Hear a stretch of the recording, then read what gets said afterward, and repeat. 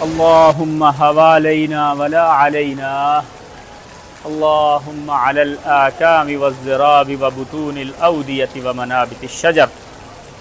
اے اللہ اس بارش کو ہم سے پھیر دے، ہمارے اوپر نہ برسا۔ اے اللہ اس کو پہاڑوں پر، ٹیلوں پر اور درختوں والی جگہ پر، جنگل میں لے جا۔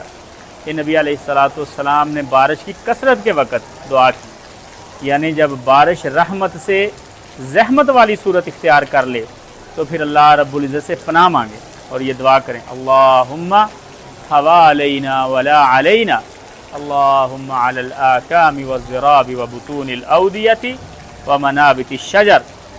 اور جن علاقوں میں سیلاب کی صورتحال ہے وہاں باہر نہ نکلیں، اپنا خیال رکھیں، اپنی جان کی، مال کی حفاظت کریں، کیونکہ اللہ رب العزت کی امانت ہے یہ۔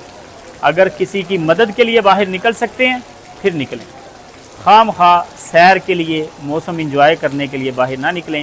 اللہ رب العزت سب کی حفاظت فرمائے، خوش رہیں، آباد رہیں۔ السلام علیکم ورحمۃ اللہ وبرکاتہ۔